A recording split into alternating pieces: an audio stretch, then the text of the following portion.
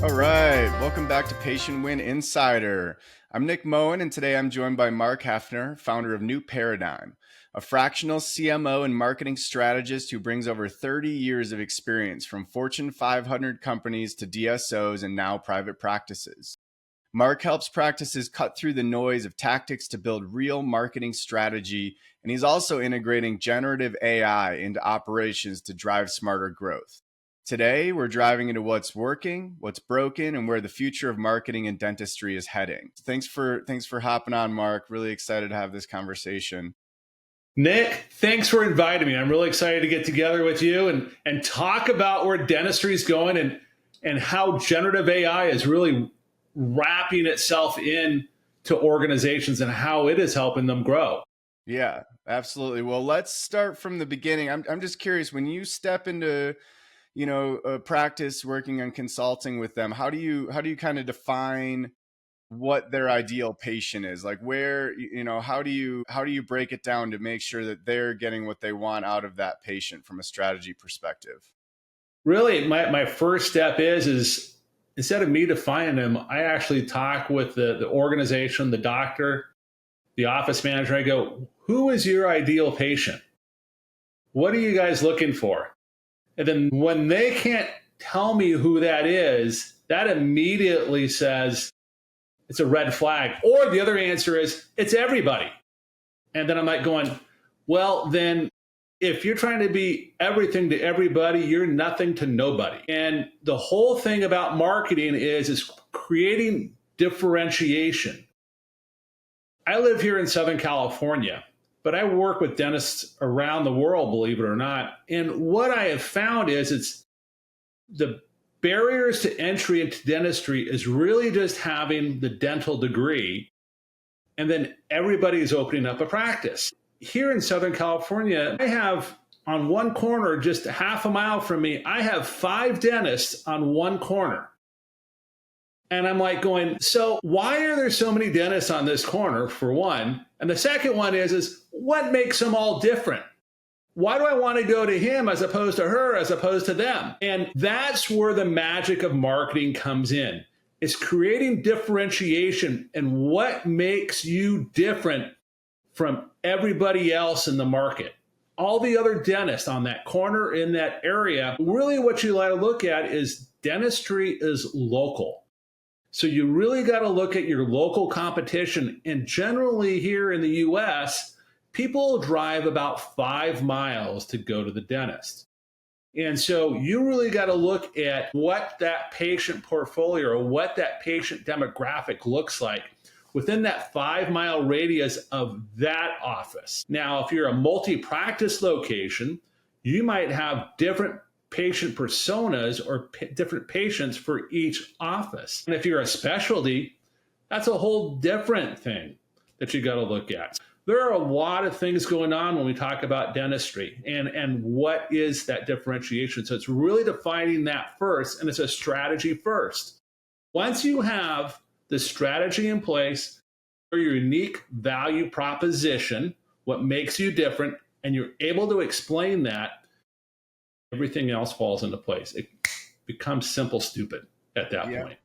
It's that part that's the hard part. And this is not something dentists learn in dental school. Never mind that they don't learn marketing, but I'll guarantee you there's somebody in their office or there's a dentist who goes, oh, I do videos all the time on YouTube, or I do videos all the time on TikTok, and that's where we need to be. I'm like, is that where your patient is though? Right. And so marketing is a lot more complicated than having a pretty ad, taking a pretty TikTok video or a LinkedIn video or a Facebook video or Instagram video and put it up there. Sure. You really got to explain to what is the pain point and what are the hurts that the patients have and talking to them, not talking about yourself. Well, and stepping back from dentistry, you've got a serious past in marketing for other industries. How does that all tie in? I mean, what are some of the companies you've worked for, and what were strategies that are now relevant working with dental practices? I tell you what, I've been in marketing. I don't like to tell people this, but for about 30 years, keep it a secret between you and me. So I've been doing this for a while. And I had the opportunity to, work for Fortune 500 organizations. In fact, your name is very familiar to me because I started off working for a company called Moen. It was owned by a larger company called American Brands, who changed into Fortune Brands, and Moen is a faucet manufacturer. And that's where I got my start in marketing quite a few decades ago. And I grew up in there, but it's learning the disciplines of strategy and marketing. There are a lot of people, a lot of consultants in our industry who are out there running around trying to help dental organizations. And they're forgetting about the strategy first. There's a lot of tasks, and I'll have a client come to me and say, "Hey, Mark, I need a new website." And I'm like, "Great. Why? Why do you want a new website?" And they look at me like I have three heads. And I go, I'm not disagreeing with you that you need a new website, but coming back to your unique value proposition, what makes you different? And that's what I learned. One of the most important things I learned in working for Fortune 500 organizations is what differentiates you from everybody else. What makes it different? I've brought in over $1 billion in revenue in my career working for these organizations. And it's a strategy first. When you have your strategy right, everything clicks. I always come back to that. It's just clicks. And that is something that's lost. Sure. I've worked with people who are consultants who are in their early 20s and early 30s who just don't get this idea. It's about, they need to have a great website, and it needs to come up within milliseconds. And if it's a millisecond too long, it's going to make a big difference. I'm like, what's the difference of a millisecond? Yeah. I mean, we've already had 1 million milliseconds between you and I being on here. It's not going to change anything. It really is, are you talking to the patients? Are you reflecting their hurt and their pain points and reflecting that? So then, as far as the strategy goes, what operational bottlenecks do you run into while trying to, share the unique value proposition of these practices or in general marketing? You know what? It's there are a lot of bottlenecks in dentistry, and when I say that, I call it leakage more than anything.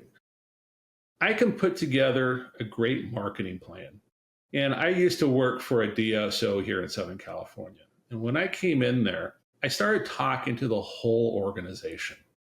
And when I say the whole organization, marketing was its own silo, operations was its own silo, clinical was its own silo, RCM was its own silo. And I started talking with everybody to try and figure out what was going on in the organization. And my COO came to me about a week later and goes, "Mark, you seem to be talking to everybody and not really focusing as much on marketing." And I went back to him and said, "Hey, it's like this. I can do great in marketing, but if the rest of the organization hasn't bought into it, or they don't understand what we're doing and I don't understand what they're doing, it's not going to matter. The people on the phones don't know what the specials are that we're running. They're not going to be able to communicate that better. If they don't have room for patients to book them right now, we're going to have a problem, because at the end of the day, people want to be taken care of. I call in today, I want to be taken care of today. We live in the Amazon culture. Yeah. I can order a product right now and I can have it on my doorstep within 3 hours. Okay. And I haven't had to do anything except punch it into my computer or order it on my phone. I could be driving in my car and do that. People today are expected to be taken care of ASAP. Are they willing to wait a day or two for an appointment? Probably, but they're not willing to wait a week. I'll find somebody else. And if you want to ask them what the cost to get that done is, you better have that information ready for them. You better have a good understanding. Maybe you don't know what the exact price will be because they need to have a bunch of work done, but you need to have a general idea of what that's going to cost and be able to communicate that, because people are looking for value at the same time. Dentistry can be expensive and everybody's playing with insurance. And we all know that dental insurance is just more of a coupon. So it doesn't cover a lot of anything. And they want to be able to know what they're going to be on the hook for later on. Yeah. Yes. backing up though, I mean, how do you measure, from a marketing perspective, how are you measuring like an ROI? I know you can battle through these operational bottlenecks, but at the end of the day, if you're working with companies inside of dentistry or outside of, how, like, what's the best strategy for measuring ROI on marketing spend if the bottlenecks are taken care of in an ideal world, right? In the ideal world, you need to make sure you have the right tools in place to measure ROI. So everybody runs on a PMS system. So what we can do easily is, if you don't have all the right tools, when I say that, there are a lot of inexpensive tools out there. Like when a person calls in, I can actually monitor a whole phone call. I can talk. There's several programs out there, but I use Line, Line out there, who will monitor the phone calls that are coming in, and then I can tie that into my lead generation source, whether it be through Facebook, Instagram, Google, or whether I do mailing, snail mail, or I do over the top television.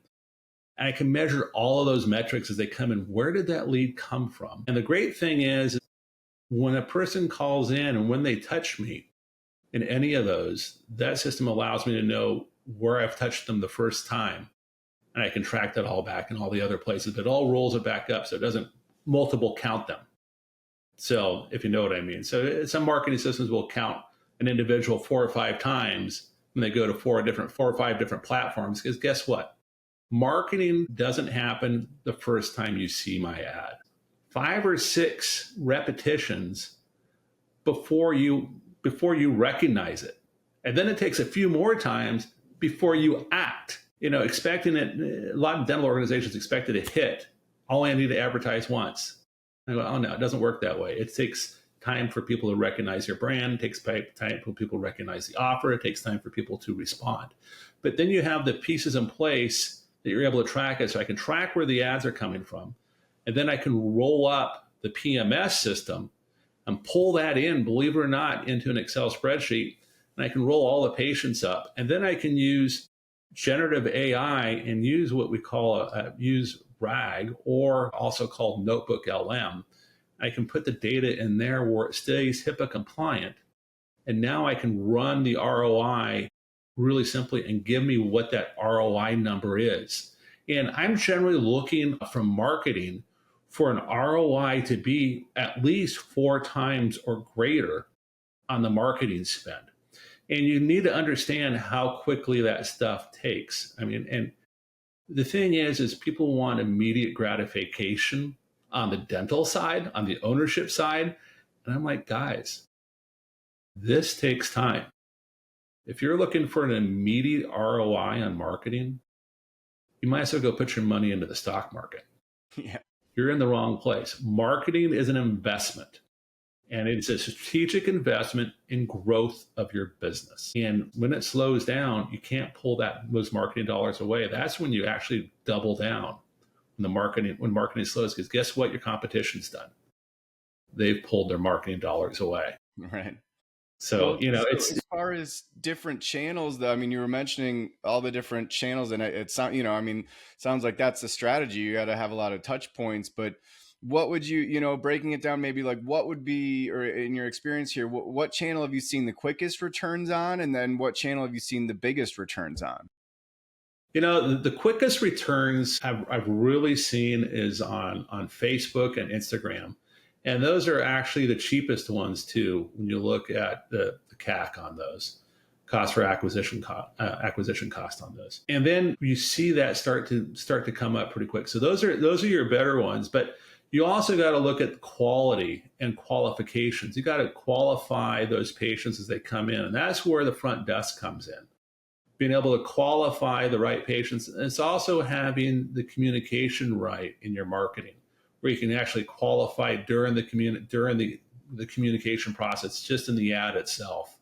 If you're looking for all on 4 cases, well, guess what? Only people who have all on 4s will be looking at that. If you're looking just for implants, automatic qualification. If you have the right picture of senior citizens who need more implants, you've actually kind of qualified that, then you need to know who you're talking to. So you need to have the young professionals in your advertisement.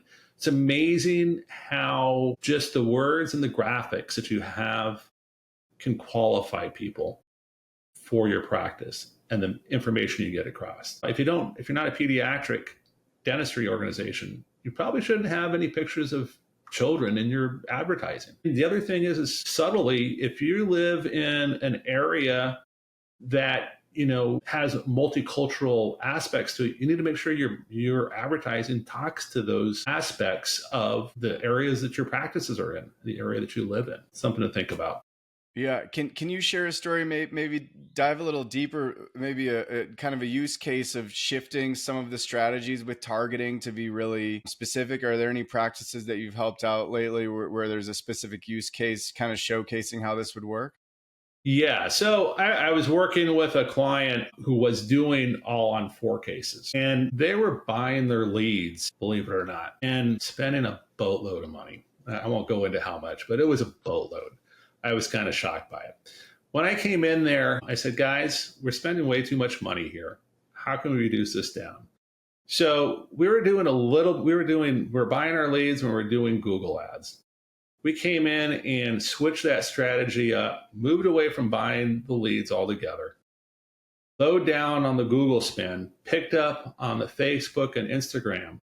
So we were able to reduce our advertising in half and improve our patient flow by 80%. This was an office this was a operation that had 14 offices. We were booking about 1,500 new patients a month between all of these offices and reducing our costs. So we improved the booking rate because we were only booking about 700 to 800 before, bumping it up and reducing our costs simultaneously.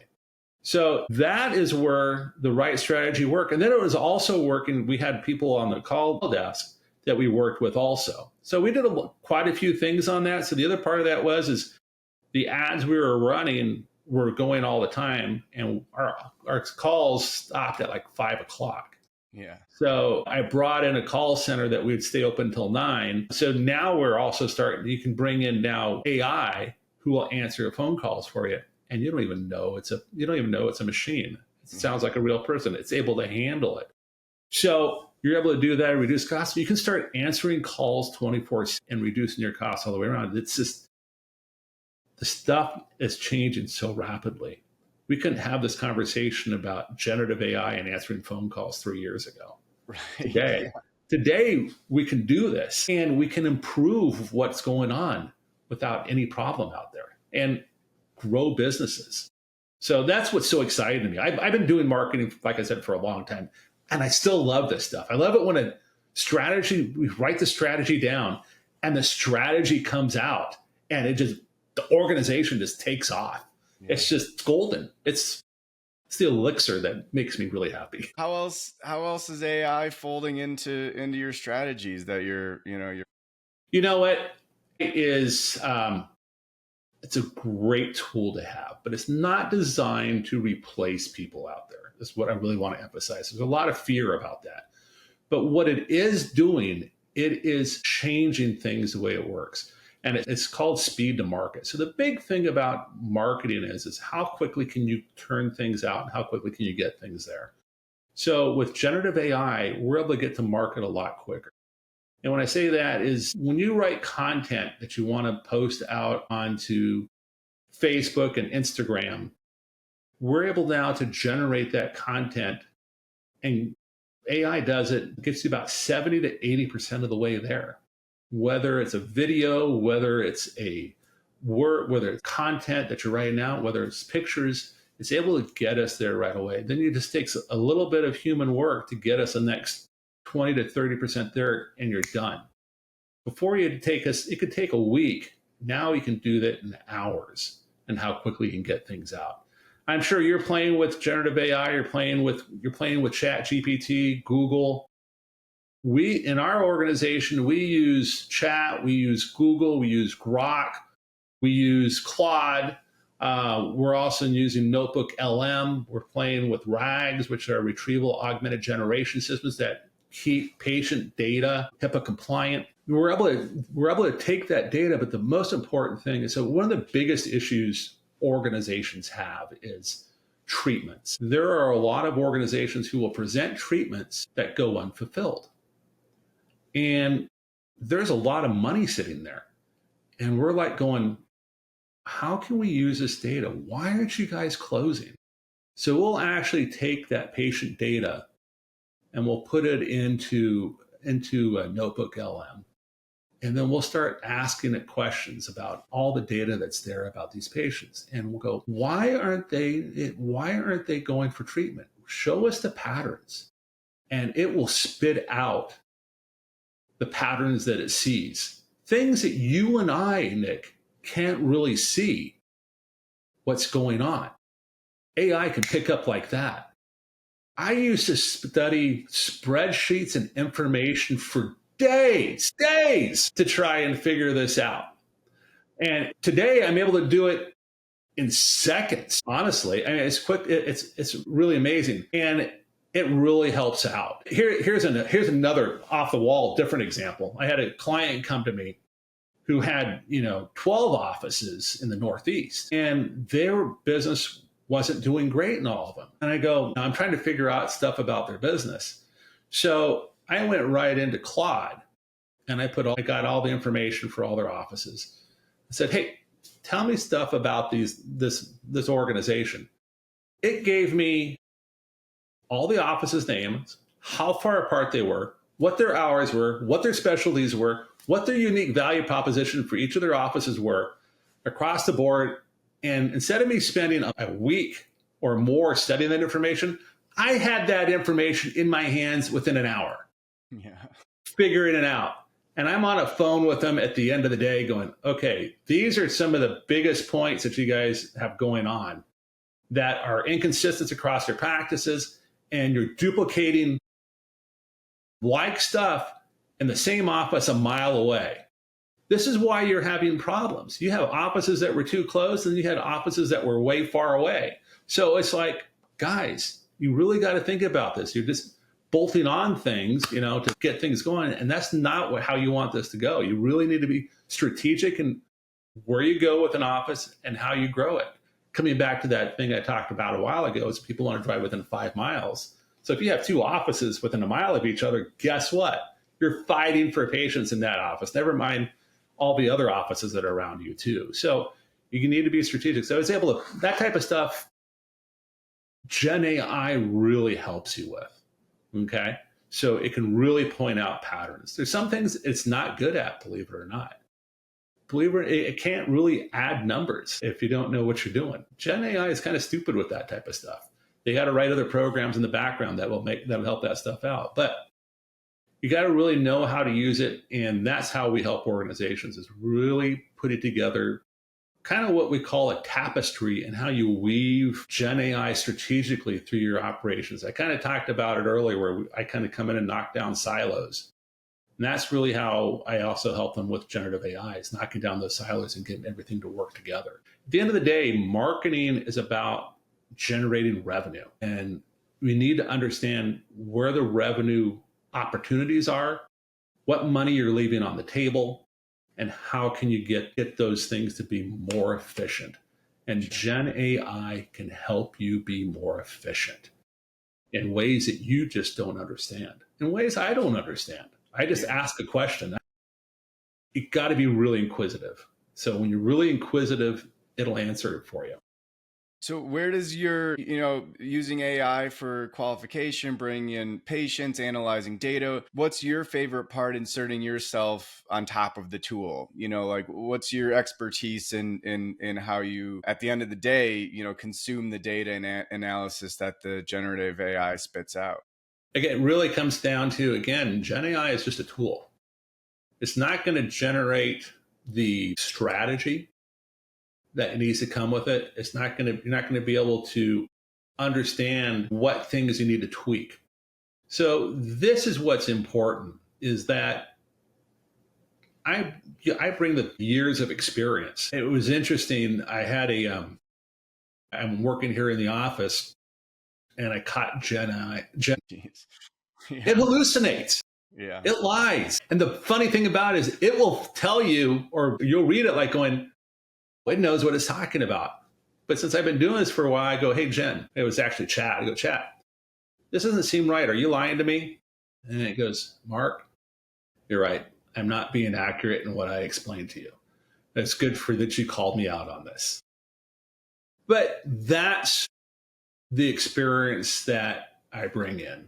That's the experience people bring in who've been in doing this for years on end.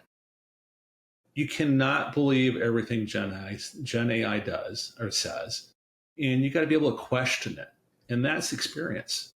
That doesn't come with over 2 or 3 years. It comes with years and years of knowledge and experience. It's the same thing with doctors, dentists. They've been seeing the same patterns for 20, 30 years. They know when things are working and things are not. Overjet and Pearl are big in our industry. There's new tools coming out, like Trust AI is coming out right now. I'm not sure if you've heard of that or not. That's to help dentist-specific AI tool. And I'm kind of interested to see what goes on with that. But that's really designed for dentists to work with them in their offices. It's really a tool for dentists to say, okay, it's picked out a pattern I didn't see. But it's also, you can go in and ask it questions and prompt it questions. Say, hey, what about this? What about that? Why do you see this? That's experience. Sure. Yeah. Well, so bringing your experience to the table and using all these tools, do you have like a dream tech stack or a dream team of partners, consultants, agency marketing tools? I'd love to, hear what that looks like. Dream tech stack. You know what? I don't think there is a dream tech stack. I think it's all practice specific in what they're doing because not all tech works together. One of the problems that we have in dentistry is that our PMS systems do not work with all tools that are out there. They're very, what's the word I want to say? Closed-ended. I think they're getting better, but if they all had an open API, they'd all be able to cross-communicate with all the stuff that was going on there. It'd make my job a lot easier to track ROI, by the way, and all these other things. But the dream, to me, the dream tech stack is you have a technology that analyzes the calls that are coming in, and it'll tell you reasons why the patient didn't book. It'll tell you where the patient's called from and what ad got them from what social media platform or advertising platform. Then they can also automatically book online. So one of the things I talk to practices and go, so can your patients book online? And a lot of them say, yeah, they just go to our website and book and we'll get back to them. I said, no, that's not online booking. Online booking is they book it, it goes right into your system, they never talk to you. And guess what? That's what the younger generation wants. The older generation may want to call you, but the younger generation doesn't want to see you, doesn't want to talk to you, doesn't want to deal with your systems or your people. Yeah. They just want to book it right here on their phone, and be done with it because that's all they have time for. They want to be texted to. I have 3 boys under 30. And, oh, Dad, why are you calling me? Just text me. Tell me what you want. Yeah. Like, really? I want to hear your voice. That's me. My kids, text. So it's having those systems in place for all your different patient personas. And I say personas, different age groups, different styles, different socioeconomic groups, and putting that together. And then also having the right PMS systems, and then also having the right financial accounting systems is how I look at it. Because I want to be able to know how every practice is doing on a daily basis, even on an hourly basis. What is the no-show rate going on? What is the revenue they're bringing in? What is the average revenue per patient that they're making? What is the average revenue per treatment that they have going on? What is the average treatment acceptance rate? Are we seeing that grow or decline? These are all important KPIs and metrics to look at. So the right tech stack will give you that information right at your fingertips. And it's probably just having that on a dashboard. And that's one of the other things Gen AI can now do. It can actually tie all this in the background Yeah. and do that. Gemini just came out with the ability to write apps. Yeah.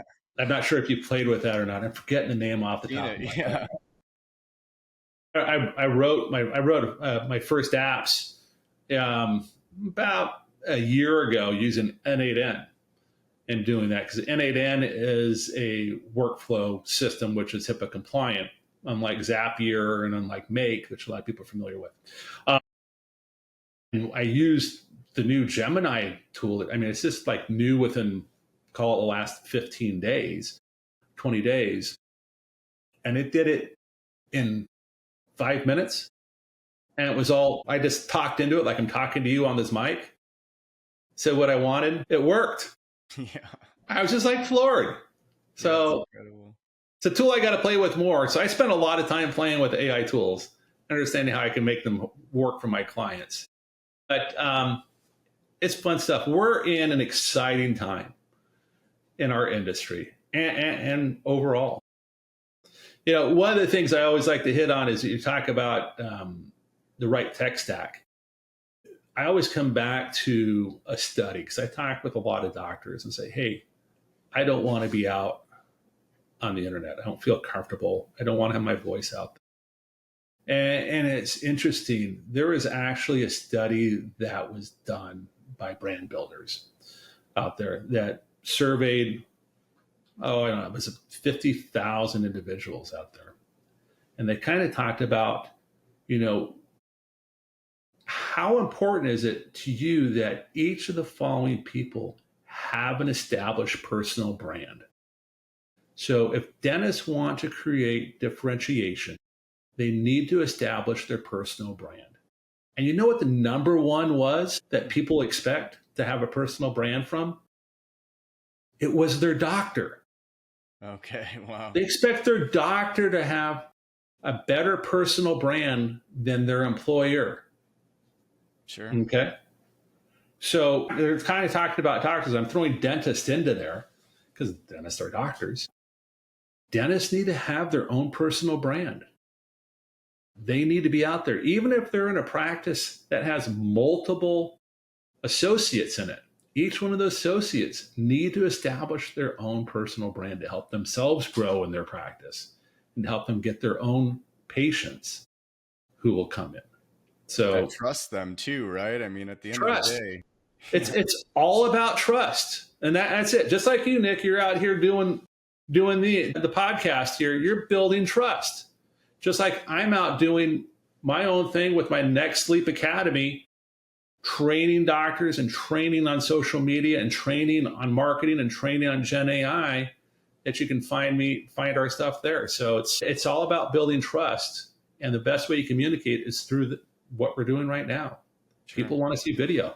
You know? Well, you obviously have a lot of expertise and experience here. It's really great to dig into it a little bit. Tell me where can we find you? Like how can somebody find you and work with you on gleaning some experience and expertise from you?